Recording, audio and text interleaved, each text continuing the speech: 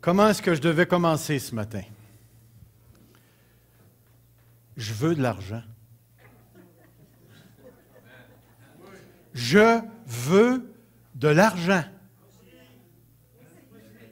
Toi aussi, t'en veux? Qui en veut de l'argent? Voulez-vous bien me dire pourquoi vous voulez avoir de l'argent? Hein? C'est pas pareil quand on pose cette question-là, hein? Je veux de l'argent. Est-ce que ce n'est pas le cri de la société actuelle, présentement?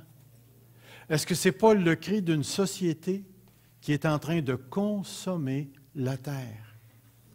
Est-ce que ce n'est pas le cri d'une société qui veut se sentir en sécurité? Parce que l'argent procure la soi-disant sécurité. Je veux de l'argent parce que je veux être heureux. Je veux ma maison, mon char, ma piscine, mon Harley, mon chien. Puis après ça, je veux ma femme. Écoutez, ça m'a été dit. Ça m'a été dit. Je veux de l'argent. Je veux de l'argent. Puis, j'aimerais vous dire que même dans l'Église de Dieu, on veut de l'argent. On veut finir la bâtisse. Ça coule, on a de l'eau un matin qui est là, là. Ça coule à quelque part. On veut finir le sous-sol. Ça prend de l'argent. Il faut finir. Ça prend de l'argent. Seigneur, veux-tu bien me dire pourquoi tu n'en donnes pas? Puis pourquoi tu en donnes à ceux qui en ont trop? Voyez-vous, on pourrait établir toutes sortes de questions, mais une chose qu'on sait, c'est que quelque part, l'argent joue un rôle fondamental dans nos vies, même en tant que chrétiens, et dans notre société moderne, où on s'est fondé toute une économie basée sur la consommation.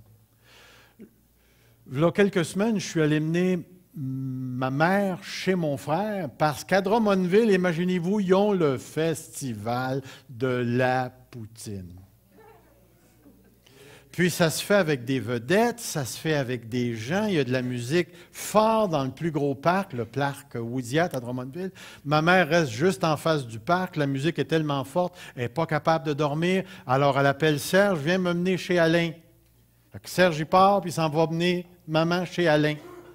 Mais lorsque j'étais chez mon frère Alain m'a lu un article que j'ai trouvé super intéressant. Il semblerait qu'il y aurait un groupe d'économistes qui se sont spécialisés dans la consommation des gens, mais pas juste d'une ville, mais de toute la planète. Et en 2002, ils ont fait une statistique qui était pas mal intéressante. En 2002, tous les habitants de la Terre avaient consommé 1,5 fois la capacité de la Terre de produire. Est-ce que vous me suivez? 1,5 fois la capacité de produire. Eux autres, ils font ça du mois tel à tel mois tel. Admettons qu'on dirait qu'ils ont fait ça du mois de juin, aller jusqu'au mois de juin, l'année suivante. Dans l'année, la Terre, les habitants de la Terre avaient consommé 1,5 fois la capacité de produire de la Terre. Puis ce qui est intéressant, c'est que dans l'article, depuis le temps, l'article qui a sorti il y a 2-3 semaines dans Le Devoir, on racontait qu'on a reculé de mois. C'est-à-dire que de plus en plus, on consomme de plus en plus vite les ressources de la Terre. Et ils ont réalisé que ça l'avait avancé en 10 ans de 4 mois. Maintenant, on consomme 1,5 fois la capacité de produire de la Terre beaucoup plus vite. Beaucoup plus vite. C'est important pour nous de réaliser que l'argent joue un rôle très, très important. Cassez-vous pas la tête. À matin, je ne vous en demanderai pas plus. Ce n'est pas mon but. Mon but, c'est de vous parler de ça ici. Pouvez-vous lire ce qui est là? La cosmonomie. La cosmonomie. La cosmonomie. La cosmonomie, croyez-le ou non, c'est une philosophie chrétienne. C'est une philosophie qui est une philosophie qui déclare que Dieu est au centre de tout et qu'il maintient toute chose en existence. Ça a été fait par des groupes néerlandais qui se sont mis à réfléchir sur la parole de Dieu. Puis ils ont voulu bâtir une philosophie chrétienne qui touchait à tout l'ensemble de l'éducation, du gouvernement, de l'argent, de la société et tout. Puis si vous regardez bien, le mot cosmonomie se divise en deux mots. Vous avez le mot cosmos et le mot nomos. Vous savez ce que c'est que le cosmos? Le premier mot, cosmos, veut dire ordre, structure, arrangement. Mesdames, vous êtes-vous mis du cosmétique dans la face ce matin? Alors, vous avez réarrangé votre face. C'est ce que le mot cosmos veut dire. Lorsqu'on parle du grand cosmos, on parle de la structure, de tout l'ordre qui gère l'univers, visible et invisible. Le mot nomos vient du grec, il veut dire loi, principe, norme.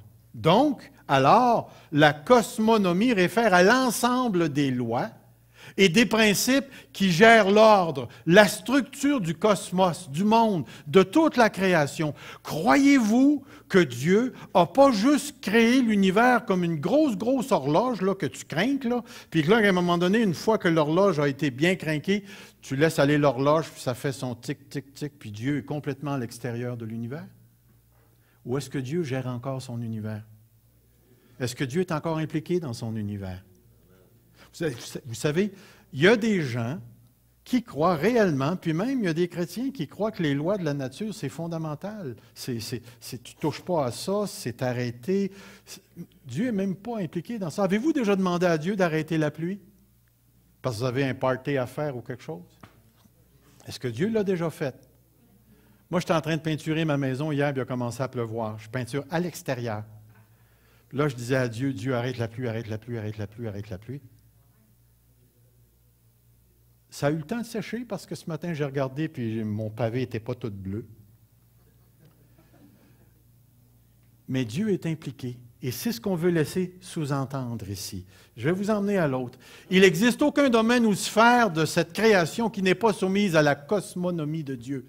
Et là, je vous ai mis tout un paquet de listes. Est-ce que Dieu veut que, par exemple, le mariage soit hétérosexuel au lieu d'être homosexuel? Est-ce que Dieu veut que le mariage soit pour la vie? Est-ce que Dieu a créé la structure comme ça? Et là, vous pourriez passer tous les domaines. Est-ce que Dieu veut qu'on obéisse aux autorités? Ça a toujours été. Il a créé Adam et Ève, puis la première chose qu'il a faite, qu'il lui a dit, c'est « Tu mangeras de tous les arbres, mais tu ne mangeras pas de ta. » La première chose qu'il a faite, Dieu a demandé à Adam de se soumettre. De se soumettre. Est-ce que les enfants doivent obéir à leurs parents? Est-ce qu'on doit se repentir de nos péchés?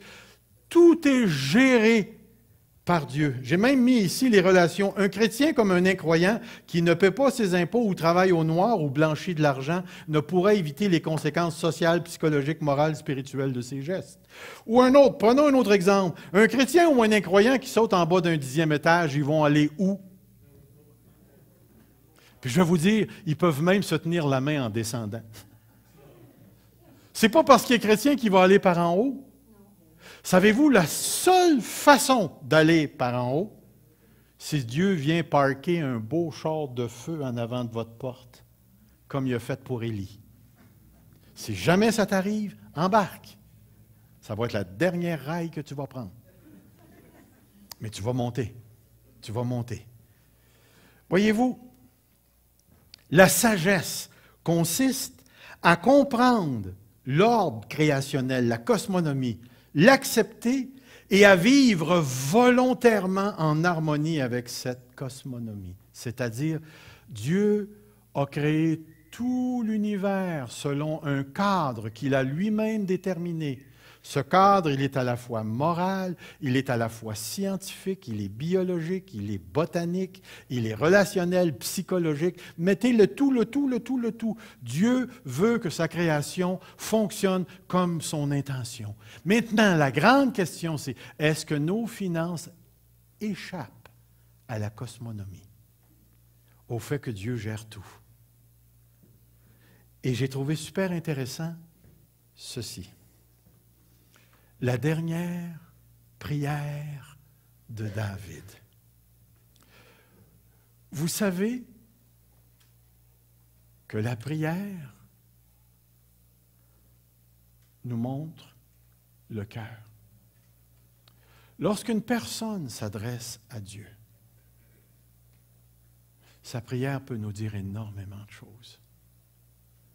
Et dans la parole de Dieu, dans 1 Chronique, chapitres 28 et 29, nous sont donnés les derniers moments de vie de David. Les derniers moments de vie de David. Et à un certain moment donné, à cette période-là, David va s'adresser à Dieu. Où sommes-nous dans la vie de David? Nous sommes à la fin de sa vie. Le domaine où David va prier, c'est les finances. Vous allez voir, c'est très intéressant. L'événement, c'est la succession royale. Salomon a été mis sur le trône et David lui passe le bâton. La grande tâche qui attend Salomon, c'est la construction du temple. David n'a pas pu construire le temple. Savez-vous pourquoi? Mais est-ce qu'un guerrier ne peut pas tenir un marteau? Dieu ne voulait pas, mais pourquoi? Il y avait du sang sur ses mains. Qu'est-ce qu'on veut dire par le sang sur ses mains? Le rôle de David, c'était de clairer le terrain. David a fait la guerre ici, la guerre là. Il a apporté une stabilité dans le royaume d'Israël. Et au moment opportun où la chose a été faite, Dieu a décidé de lui faire une promesse, que Dieu était pour lui bâtir une maison. Mais très tôt dans la vie de David, David a eu à cœur de bâtir une maison pour l'Éternel. Puis vous rappelez-vous quand David a fait faire le recensement, puis Dieu, à cause de l'orgueil de David, a envoyé une plaie qui a tué 70 000 personnes. Et David s'est rendu à une certaine place, il a acheté la terre, les bœufs, le chariot, il a fait une offrande à l'Éternel et il s'est engagé à construire le temple sur ce terrain-là. Et à partir de ce moment-là, ce terrain-là a été consacré à Dieu. Et voilà qu'après plusieurs années encore, Salomon entre dans le portrait et on voit toute la brouille qui s'est produite dans la famille de David depuis l'adultère qu'il avait commis avec Bathsheba jusqu'au temps où David est fini par donner le trône à Salomon. Et ce qui est intéressant, c'est que Dieu dit clairement à David, c'est pas toi, c'est ton fils qui va bâtir. C'est ton fils qui va bâtir. Donc lorsqu'on regarde la prière de David, on réalise que cette prière est faite à partir d'un profond désir que David a. Et dans sa prière, laissez-moi vous dire, dans sa prière, David va nous introduire à une profondeur à travers laquelle il va nous expliquer des choses qui non seulement sont vraies, mais s'applique encore à nous aujourd'hui, parce que ce dont il va nous parler, ce sont des choses éternelles. Ce sont des choses qui ont rapport avec Dieu. Et c'est pourquoi j'ai appelé ça la dernière prière de David fondée sur la cosmonomie de Dieu. Le fait que Dieu gère tout a influencé David jusque dans ses tripes, et nous allons le voir. Et c'est pourquoi ce matin, j'aimerais commencer avec la première vérité de la prière de David en deux parties, c'est-à-dire que cette vérité-là, on la voit en deux morceaux. Et le premier morceau, c'est celui-ci. Tout lui appartient. Regardez le texte. À toi, Éternel, la grandeur, la force, la magnificence, l'éternité, la gloire, car tout ce qui est au ciel et sur la terre t'appartient. Êtes-vous d'accord ou non avec cette vérité? Croyez-vous que tout appartient à Dieu? Croyez-vous ce matin que vos culottes appartiennent à Dieu? Que votre chemise, vos lunettes, votre nez, ce que vous avez dans les poches. Oh, mon ami, il n'y en a pas gros. Seigneur, Est-ce que tout lui appartient? Ça fait combien d'années que je n'ai pas coupé ma moustache? Puis remarquez le mot que j'ai utilisé, hein? Ma moustache. Est-ce que la moustache appartient à Dieu ou elle appartient à Serge?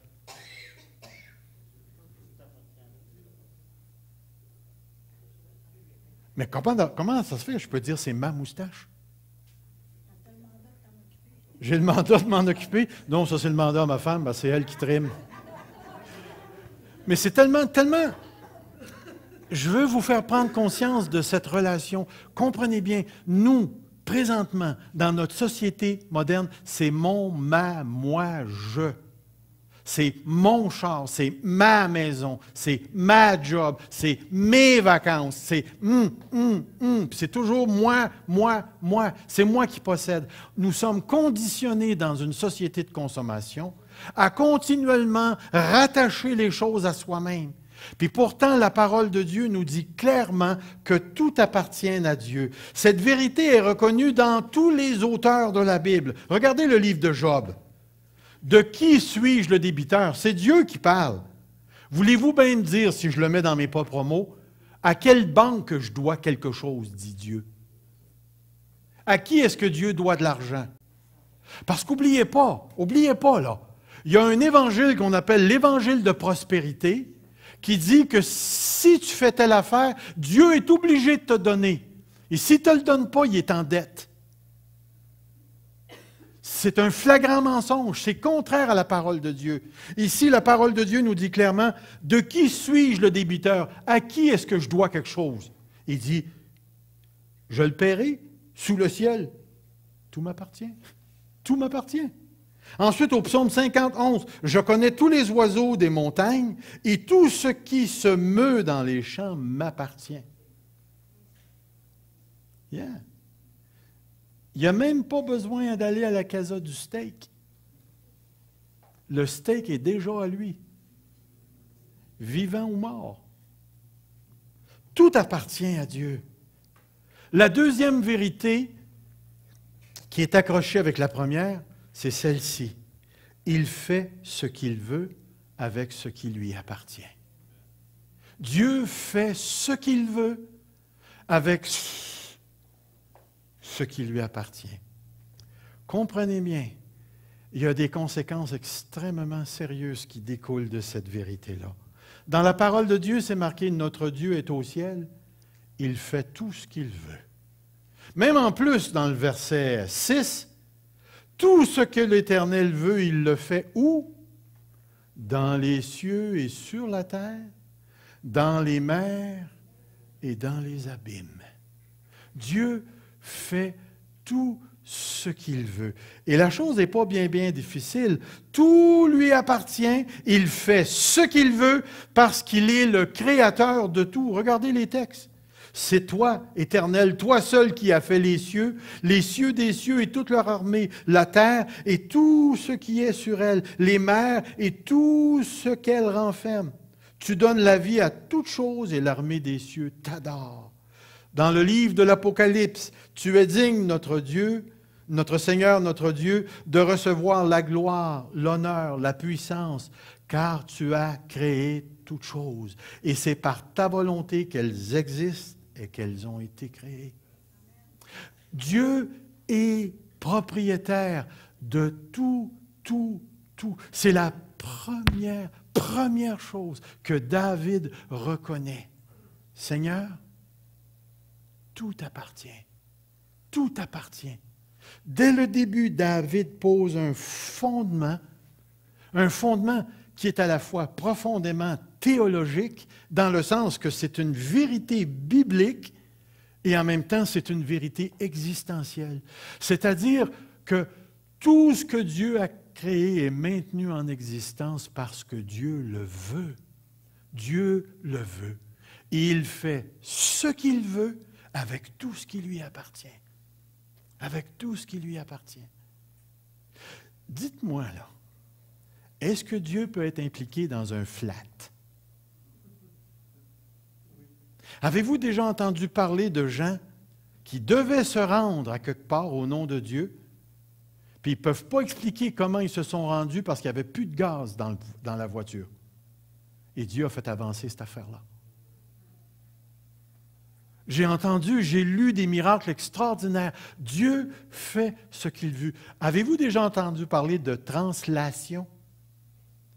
Qu'est-ce que je veux dire par translation? Vous rappelez-vous Étienne, à un moment donné, qui était avec l'Éthiopien, puis à un moment donné, flou, qui s'est retrouvé ailleurs? J'ai lu l'histoire d'une madame en Espagne, c'était pas en espagnol, c'était dans un pays d'Amérique du Sud, où elle était en danger dans une situation, puis elle s'est retrouvée dans une autre place. Comme ça, Dieu l'avait prise. Dieu fait ce qu'il veut parce que tout lui appartient. Ultimement parlant, comprenez là, ultimement parlant, il n'y a aucun chrétien qui peut dire « c'est mon char ». Ultimement parlant. Tu peux dire « non ultimement parlant, c'est mon char ». Mais tu ne pourras jamais dire « ultimement parlant dans tout l'univers, ce char-là, c'est à moi ». Tout appartient à Dieu. Tout appartient à Dieu. J'ai lu ce texte dans mon culte personnel et j'ai trouvé ça super intéressant. Israël s'était fait des dieux, puis même le prophète, ou Dieu à travers le prophète, reproche à Israël dans cette période d'avoir autant de dieux qu'il y a de bâtisses à Jérusalem. Et il dit, on t'apporte de Tarsis des lames d'argent et d'Uphaz, de l'or, l'ouvrier et la main de l'orfèvre les met en œuvre. Les vêtements de ces dieux sont étoffes, teintes en bleu, en pourpre. Tous sont l'ouvrage, habile d'artisans. Mais l'Éternel est Dieu en vérité. Il est le Dieu vivant, un roi éternel. La terre tremble devant sa colère et les nations ne supportent pas sa fureur. Vous leur parlez ainsi, les dieux qui n'ont point fait les cieux et la terre disparaîtront de la terre et de dessous les cieux. Puis il va dire, il, en parlant du Dieu vivant, il a créé la terre par sa puissance. Il a fondé le monde par sa sagesse. Il a étendu les cieux par son intelligence. À sa voix, les eaux mugissent dans les cieux. Il fait monter les nuages des extrémités de la terre. Il produit les éclairs, la pluie. Il tire le vent de ses trésors. Pour un Israélite, Dieu n'est jamais qu'une loi. Dieu est impliqué dans sa nature. L'application est simple. Tout ce que je possède lui appartient. Je suis donc le gérant des biens d'un autre. Tout ce que nous avons en tant qu'Église ici appartient à Dieu. Et c'est Dieu qui nous l'a donné. Nous sommes les gérants des biens d'un autre. J'ai pris le contrat de peinturer ma maison à l'extérieur. Je suis en train de gérer les biens d'un autre. Les biens d'un autre. Et ceci, cette manière de voir les choses, influence énormément notre conception de la vie. Dieu gère tout. Et moi, par la grâce de Dieu, Dieu m'a établi sur un certain nombre de choses et je dois gérer ces choses. J'arrive ici à la deuxième vérité de la prière de David qui est celle-ci.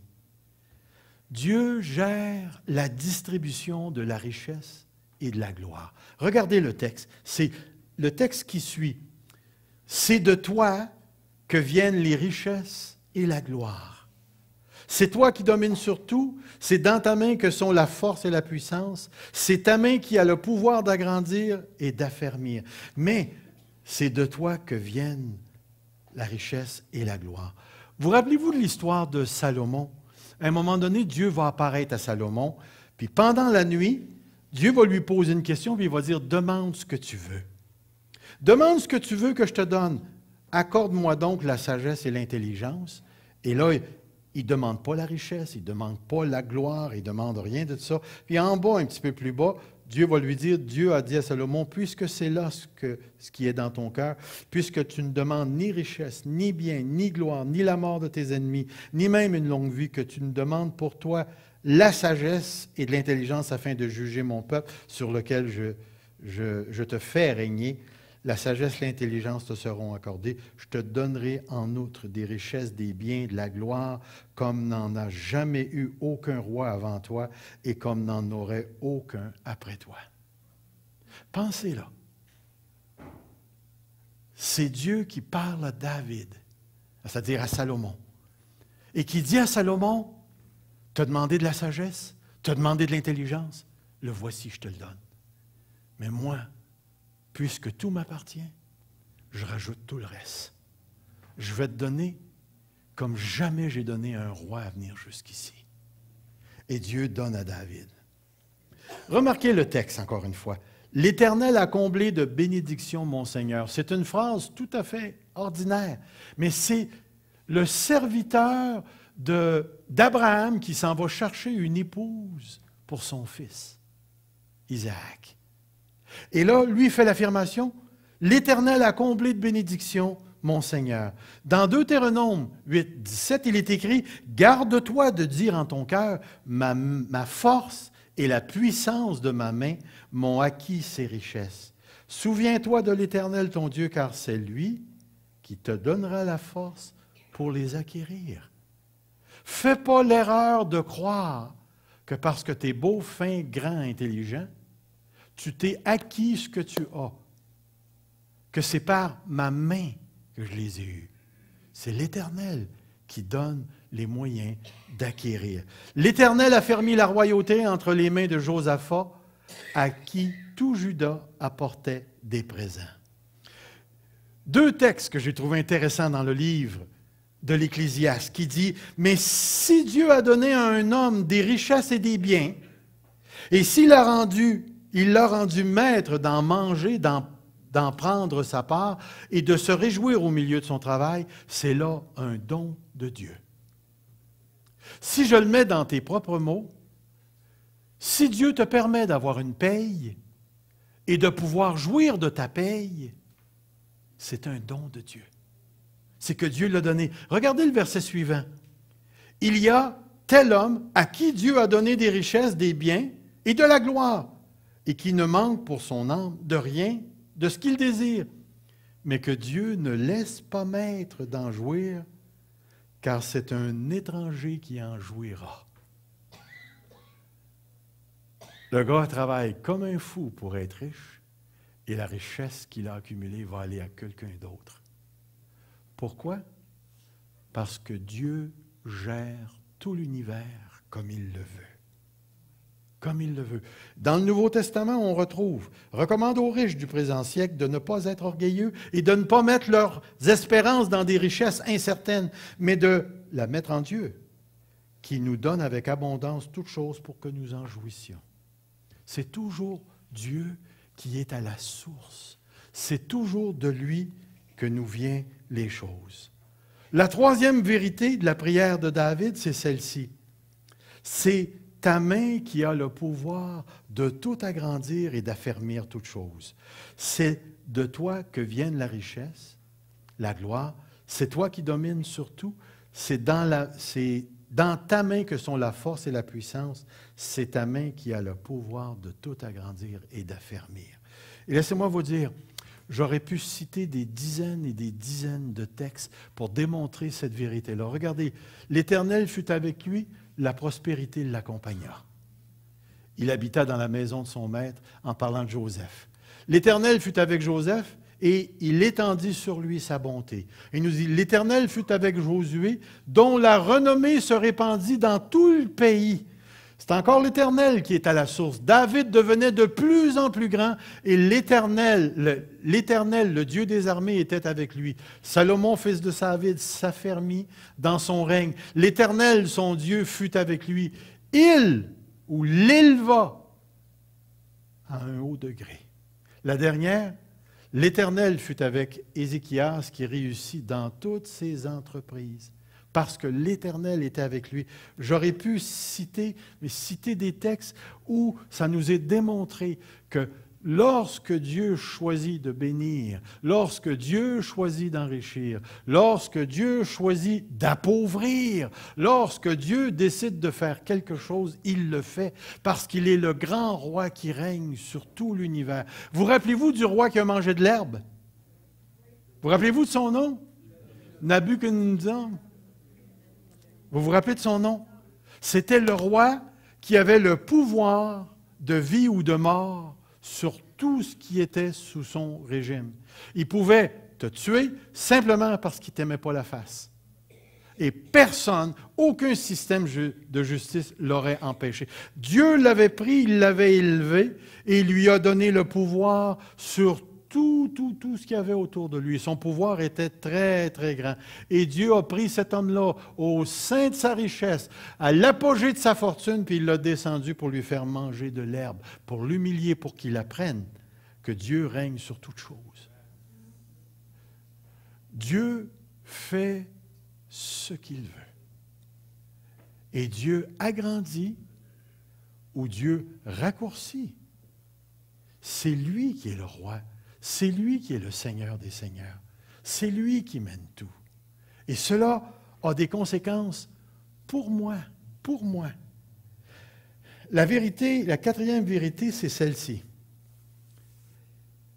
On ne peut donner que ce que Dieu nous a donné. On ne peut donner que ce que Dieu nous a donné. Regardez le texte. Maintenant, ô Dieu, nous te louons et nous célébrons ton nom glorieux. Car qui suis-je et qui est mon peuple pour que nous puissions faire des offrandes volontaires? Il dit, tout vient de toi et nous recevons de ta main ce que nous t'offrons. Prenez le temps de laisser cette vérité-là entrer dans votre cœur.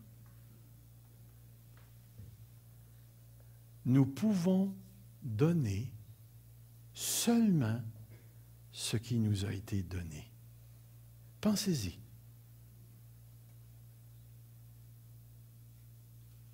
Ce matin, à la fin, on va prendre l'offrande. Et j'ai voulu attendre à la fin pour qu'on soit un peu plus conscient de cette vérité. Ce que nous allons donner ce matin nous a été donné par quelqu'un d'autre. Je ne sais pas si ça vous est arrivé pour vous autres, mais lorsque j'étais un petit peu plus petit et qu'on allait à l'Église catholique, ils passaient dans les rangées avec une assiette pour ramasser les offrandes. Puis ce qui est intéressant, c'est que mon père me donnait 25 cents pour que je la prenne et que je le mette dans l'enveloppe ou je le mette dans le pot. Je donnais ce que mon père m'avait donné. Et ça m'a resté, ça m'a resté. Et tout d'un coup, je réalise que sans s'en rendre compte, mon père m'avait enseigné une des grandes vérités de la création. Il est impossible pour moi de donner autre chose que ce que Dieu m'a premièrement donné. Moi, ça m'enseigne quelque chose. Dieu nous demande de donner. Êtes-vous d'accord avec ça? Que Dieu veut qu'on donne. Dieu veut qu'on paie nos factures. Êtes-vous d'accord? Définitivement. Dieu veut qu'on ait un bon témoignage en payant nos factures. Dieu veut qu'on soit généreux. Êtes-vous d'accord? Dieu veut que l'on donne selon ce qu'il nous donne. Si nous assumons ensemble les exigences financières, si nous n'assumons pas ensemble les exigences financières de cette assemblée, il n'y aura pas d'Église. Êtes-vous d'accord avec ça? Si je suis le seul à payer les factures de l'Église, oublions ça, là. On va vendre la bâtisse. Pourquoi pensez-vous que Dieu nous donne à chacun d'entre nous? Pouvez-vous répondre à cette question? Dites pas pour bénir.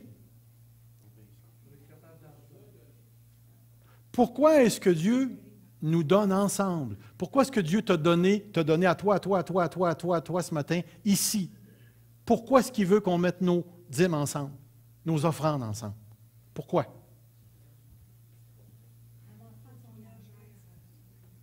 Pourquoi? Pensez-y. Là, quand vous me dites l'obéissance, vous me dites si, vous parlez sur une base entièrement personnelle. Pourquoi est-ce que Dieu veut qu'on mette nos argents ensemble ici? Pensez à une raison beaucoup plus spirituelle que payer les factures. Pardon? On commence à parler là. Pourquoi est-ce que Dieu veut que l'Assemblée de la parole de Dieu existe? Pourquoi est-ce que Dieu veut qu'on soit ici? Est-ce qu'il veut le témoignage de l'Assemblée de la parole de Dieu? Est-ce qu'il a décidé que l'Assemblée de la parole de Dieu existerait? Est-ce qu'il a décidé qu'elle serait sur la rue McDonald? Est-ce qu'il a décidé qu'elle passerait à la rue Centre? Est-ce qu'il a décidé qu'on s'en viendrait sur le coin de Cowie et Saint-Charles? Est-ce qu'il a décidé que le prochain bâtiment, ça va être... Est-ce qu'il a décidé? Voyez-vous, l'idée là, qu'on est en train de dire ici, là, c'est la dîme est un guide, l'offrande d'amour sont la démonstration de notre communion avec Dieu, et j'ai écrit ceci. Dans l'acte de donner, nous ressemblons à Dieu, et le montant donné déclare la véritable nature de notre foi. Celui qui ne croit pas que Dieu va lui donner, donnera peu. Celui qui refuse de donner selon ce que Dieu demande, comprenez bien, c'est pour ça que j'ai marqué tout à l'heure, la dîme est juste un guide. La dîme, ça veut dire quoi? 10%. Est-ce que vous connaissez quelqu'un à qui Dieu a demandé 20%? Moi, j'en connais. J'ai même rencontré un gars à Toronto à qui Dieu lui a demandé de donner $1 million. Savez-vous où était son million? Le gars venait d'hériter d'un hôtel. Puis Dieu lui a dit, tu vas prendre ton hôtel, puis tu vas la donner à. Pouvez-vous vous imaginer, là? Ça valait 1 million. Un gars ordinaire comme vous et moi, qui gagne un salaire ordinaire, et Dieu lui dit, tu vas prendre ton million, puis tu vas le donner. C'est bien plus que 10%. Est-ce que Dieu peut faire des niaiseries comme ça? Eh, mon ami! Voyez-vous, ce que je suis en train de dire ici, là, c'est que dans l'acte de donner, définitivement, on ressemble à Dieu, parce que Dieu nous a donné bien plus que 10%, Dieu nous a donné bien plus que méritaient nos péchés. Mais lorsque je donne, je suis en train de déclarer quelque chose de très important. Je suis en train de dire à Dieu, je crois que tu règnes sur l'univers et je crois que selon ce que tu me donnes, je donne selon ce que je crois. Et que tu vas prendre soin de moi parce que c'est ça que tu veux. Pourquoi est-ce que je vous demande de donner? Vous allez voir, il y a quelque chose d'autre. La 5e vérité, je ne sais pas si c'est ça là. Je pense que je vais passer à l'autre. Je reviendrai sur celle-là. Ah, la voilà, celle-là. Dieu donne intentionnellement pour un but précis sans annuler la responsabilité humaine. Regardez le texte. Nous sommes devant toi des étrangers, des habitants, comme tous nos pères. Nos jours sur la terre sont comme l'ombre, il n'y a point d'espérance. En voulant dire, on ne peut pas passer au côté, on va mourir.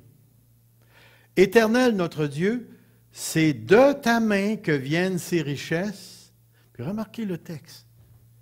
Que nous avons préparé.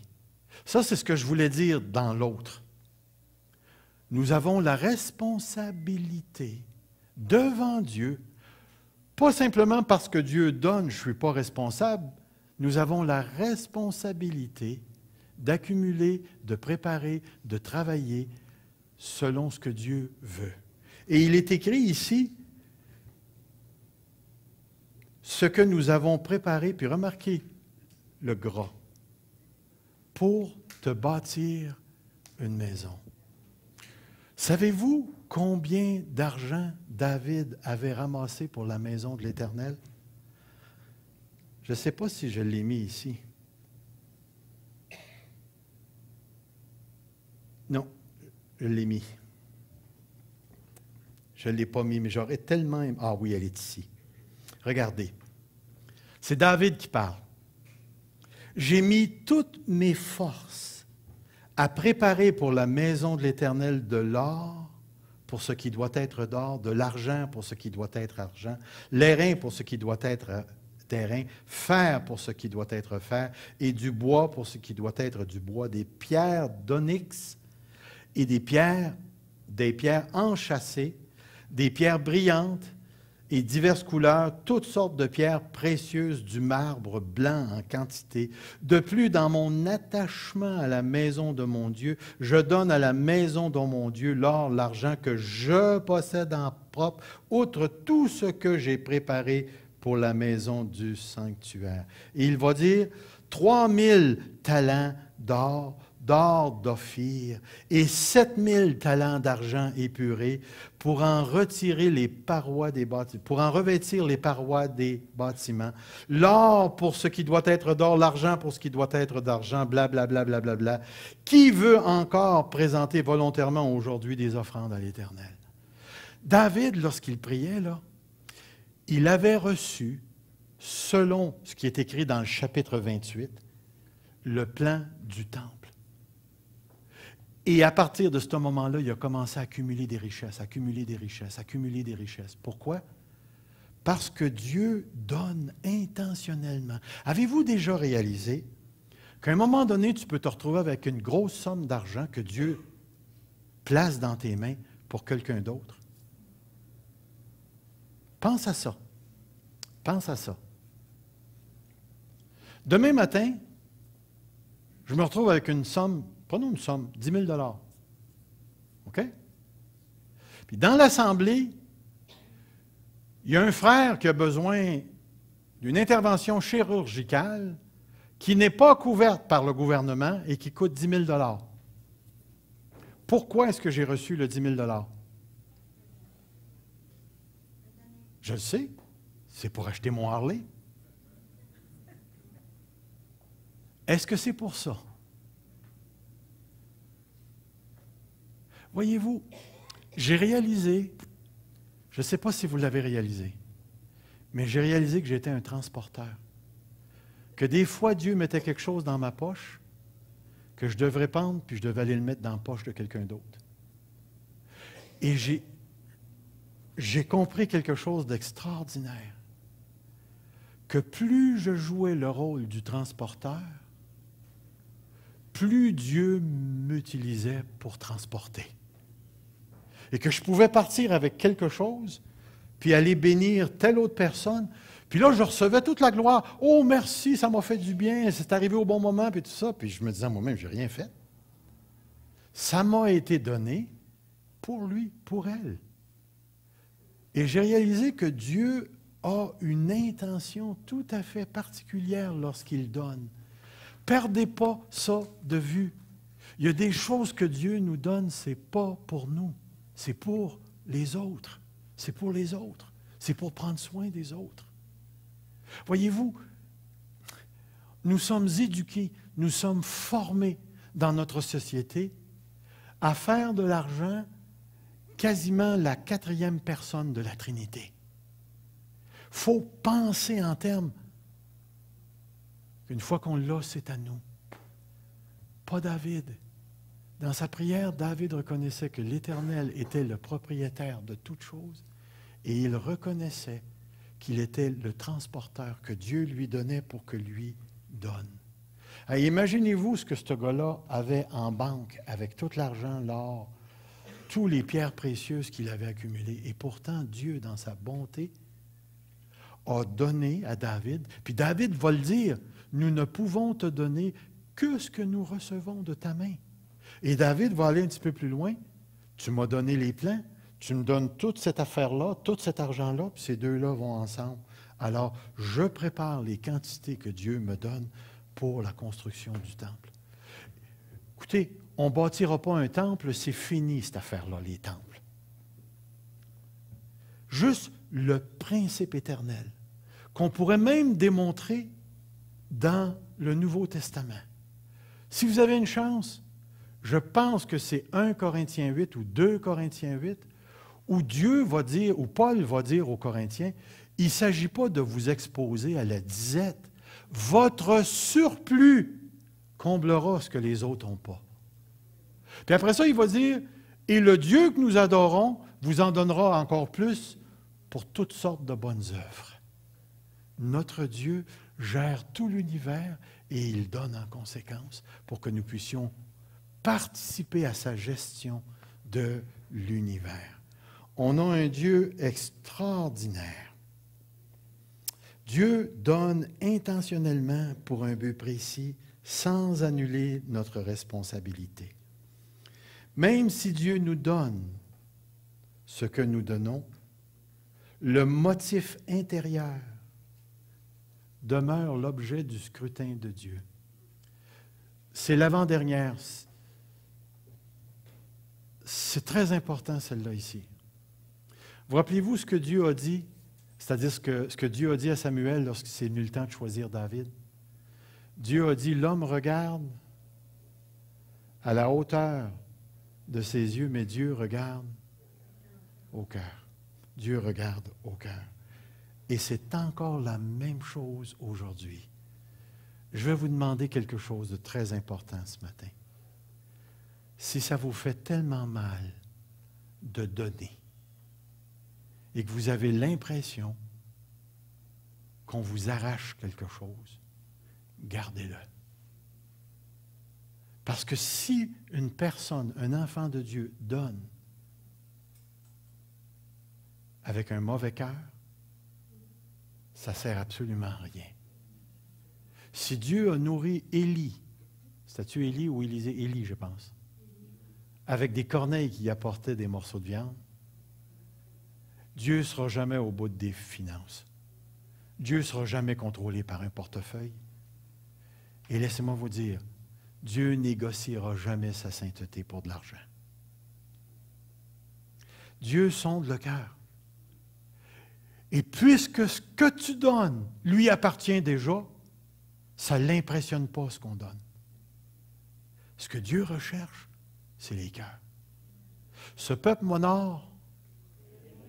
On pourrait changer ce peuple m'honore de son portefeuille, ce peuple m'honore de sa dîme, ce peuple m'honore de ci, ce peuple m'honore de ça. Mais son cœur est éloigné. Ce que Dieu veut, c'est le cœur. J'aimerais vous montrer quelque chose ici. Regardez le mouvement de Dieu dans ce texte. Au bout de quelques jours, Caïn fit à l'Éternel une offrande du fruit de la terre. Et Abel, de son côté, en fit une des premiers-nés de son troupeau et de leur graisse. Regardez le mouvement de l'Éternel.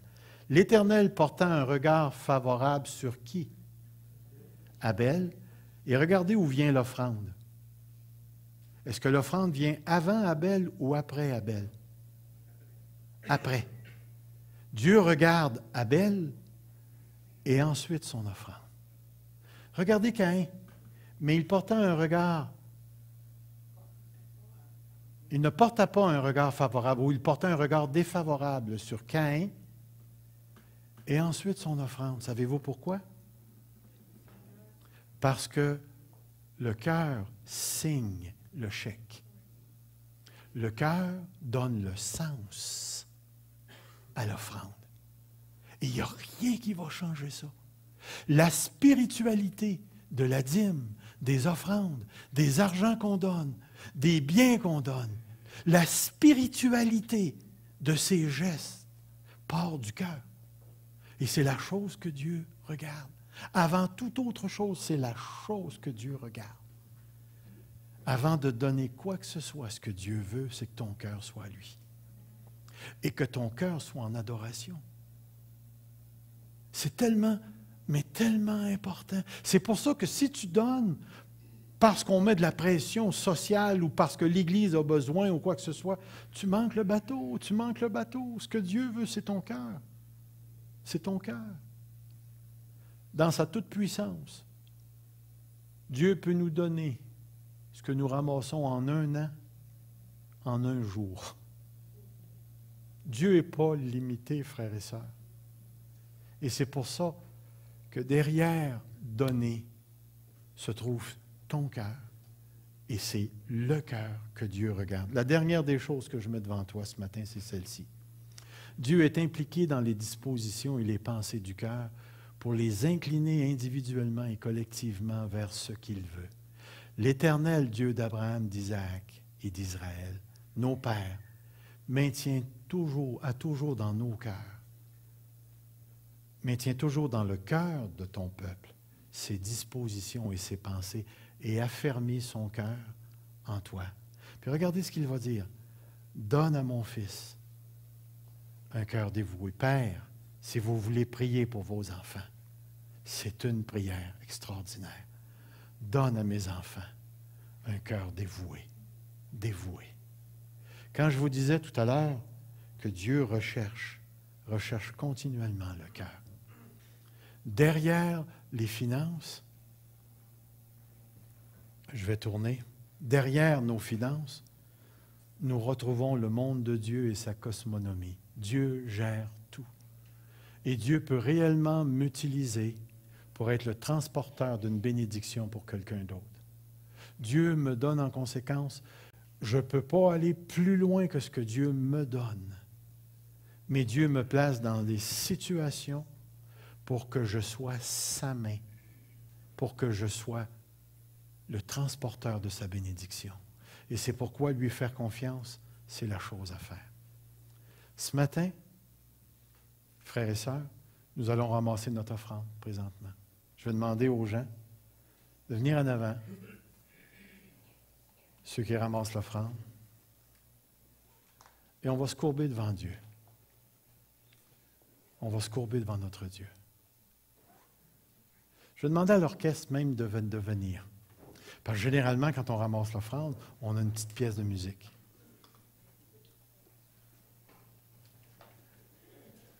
J'aimerais que vous refassiez l'avant-dernier chant. Celui où on adore, tu mérites la gloire. C'est vraiment le chant approprié qu'on a chanté ce matin. Et on va ramasser notre offrande en disant à Dieu, tu mérites la gloire. Tu mérites l'honneur. Tu mérites que tu me donnes. Je te le redonne, Seigneur. Et ce matin, j'aimerais juste qu'on termine avec la mesure de Dieu. Vous rappelez-vous de cette pauvre femme qui est arrivée à un moment donné devant le trône, puis elle a déposé 2 petites pièces? Vous rappelez-vous ce que Jésus a dit? Elle a donné plus, parce que ce qu'elle a donné, c'était sa vie, ce qu'elle avait besoin pour vivre.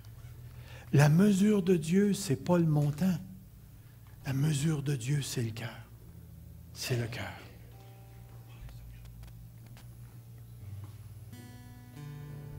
Alors, on se lève, s'il vous plaît. Je vais demander, allez-y. Chantons pour la gloire de Dieu en donnant nos offrandes.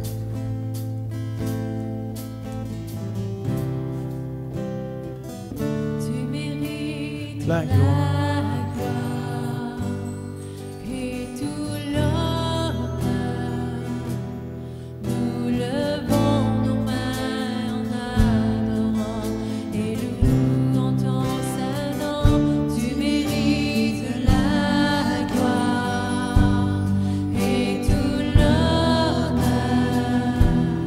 Nous levons nos mains en adorant et nous louons ton saint nom.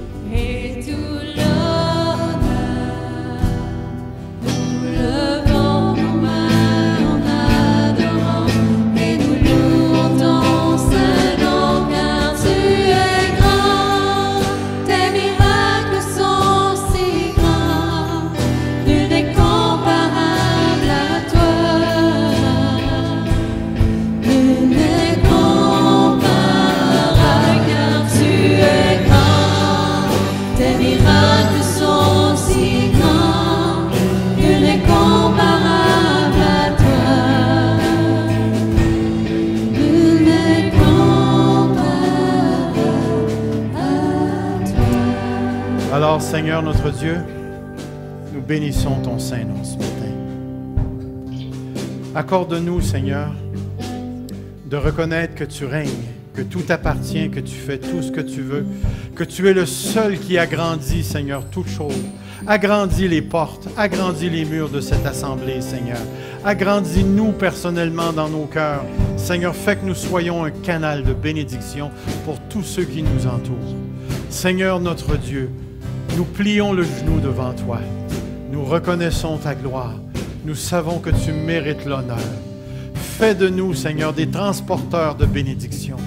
Accorde-nous d'être un canal qui pourra bénir quelqu'un autour de nous. Que ta générosité coule dans nos cœurs, Seigneur. Et par-dessus toute autre chose, donne-nous les moyens d'être généreux, Seigneur. Donne-nous les moyens d'être généreux, Seigneur, auprès des pauvres, auprès des frères et des sœurs, Seigneur, auprès de la mission que tu nous as donnée, Père éternel. Que Jésus-Christ soit honoré et soit béni. Dans le précieux nom du Seigneur Jésus. Amen. Que Dieu vous bénisse. Amen.